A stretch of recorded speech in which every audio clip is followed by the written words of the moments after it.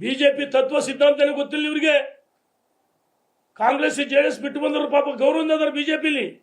ಯಾರ ಇಬ್ರು ಮೂವರು ಈ ರೀತಿ ಹುಡುಗಾಟ ಆಡ್ತಾರೆ. ಎಲೆಬಿಲ್ಲದ ನಾಲಿಗೆ ಅಂತೇಳಿ ಮಿಸ್ಟರ್ ಕುಮಾರ್ ಬಂಗಾರಪ್ಪ ಏನು ಭಾಳ ಅಗ್ರವ ಮಾತಾಡ್ತೀಯಲ್ಲ.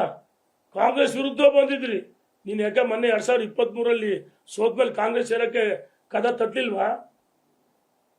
ಮಧು ಬಂಗಾರಪ್ಪ ಷರತ್ತಾಕಿರು ಸಿದ್ದರಾಮಯ್ಯ ಮತ್ತು ಡಿ ಕೆ ಶಿವಕುಮಾರ್ಗೆ ಸೇರಿಸಬಾರದು ಅಂತ ಹೇಳಿಕೆ ಮನೆಯಲ್ಲಿ ಕೂತಿದ್ದೆ. ಈಗ ಭಾರಿ ಬಿಜೆಪಿ ನೀನು. ನಾನು ಇವ್ರಿಗೆ ಸವಾಲು ಹಾಕ್ತೀನಿ.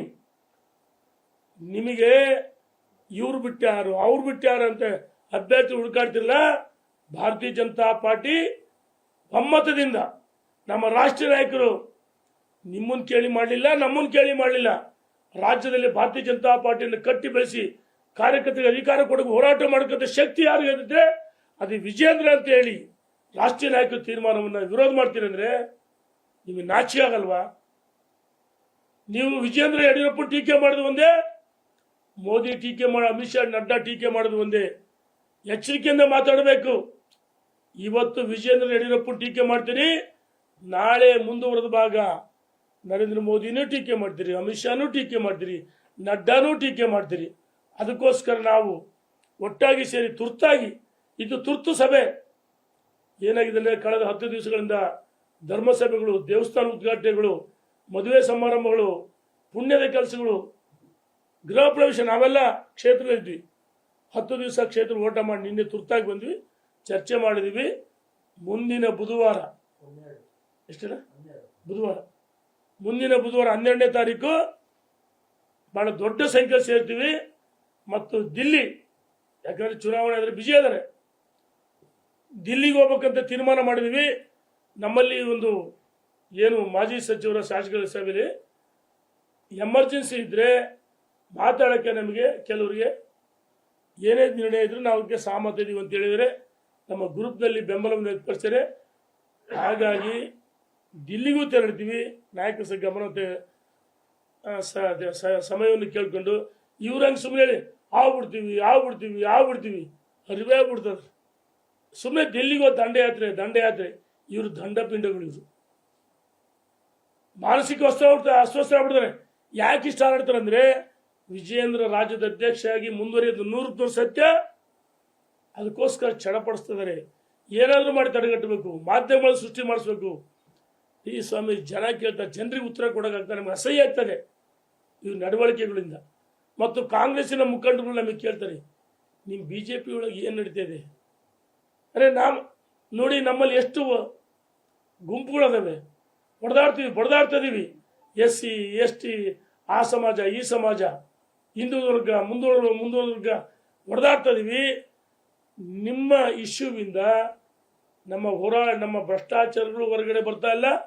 ನಮ್ಮ ತಂಡಗಳು 108 ಅವರಲ್ಲಿ ಗುಂಪುಗಳದ, ನಮ್ಮ ಯಾವ ಸುದ್ದಿ ಆಗ್ತಾ ಇಲ್ಲ, ನಿಮ್ಮ ಮಾತ್ರ ಸುದ್ದಿ ಆಗ್ತದೆ.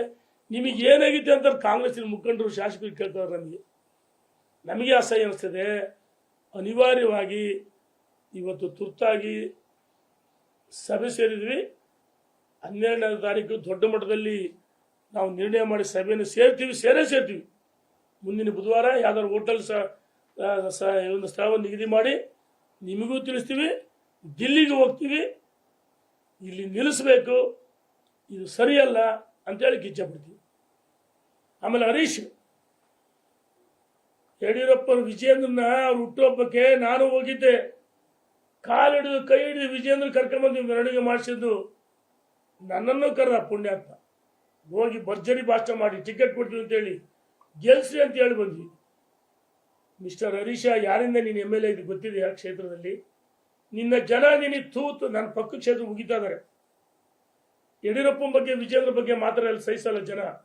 ಅವನ ಮುಖ ನೋಡಿ ಓಟ್ ಹಾಕಿದ್ದು. ಮಿಸ್ಟರ್ ಹರೀಶ್, ನಿನ್ನ ಕ್ಷೇತ್ರದಲ್ಲಿ ಸದಸ್ಯತ್ವ ಇಡೀ ಜಿಲ್ಲೆಯಲ್ಲಿ ಆತದ ಕಡಿಮೆ ಇರೋದು. ಒಂದು ಭೂ ಸಮಿತಿ ಆಗಿಲ್ಲ. ನಮ್ಮ 99% ಭೂ ಸಮಿತಿ ಮಾಡಿದ್ವಿ. ಅಲ್ಪಸಂಖ್ಯಾತರ ಬೂತ್ಗಳಲ್ಲಿ ನಾವು ಮಾಡಿದ್ವಿ. ಒಂದು ಭೂ ಸಮಿತಿ ಆಗಿಲ್ಲ. ಮಂಡಲ ಅಧ್ಯಕ್ಷಿಗೆ ಮಾಡಕ್ಕೆ ನಿಮ್ಮ ಕ್ಷೇತ್ರ ಎಲಿಜಿಬಲ್ ಇಲ್ಲ. ಇವರು 23 ಜಿಲ್ಲಾ ಅಧ್ಯಕ್ಷರು ಬದಲಾವಣೆ ಆಗಲೇಬೇಕು. ರಾಜ್ಯದ ಅಧ್ಯಕ್ಷ ಬದಲಾವಣೆ ಆಗಬೇಕು. ನಮ್ಮ ಹೋರಾಟ ನಿಲ್ಲಲ್ಲ ಅಂತ. ಎಲ್ಲಿ ಹೋರಾಟ? ನಿಮ್ಮ ಹೋರಾಟ ರಾಜ್ಯದ ಅಧ್ಯಕ್ಷ ಬಿಜೆಪಿ ವಿರುದ್ಧನಾ? ವಿಜೇಂದ್ರ ವಿರುದ್ಧ ಹೋರಾಟ ಅಲ್ಲ.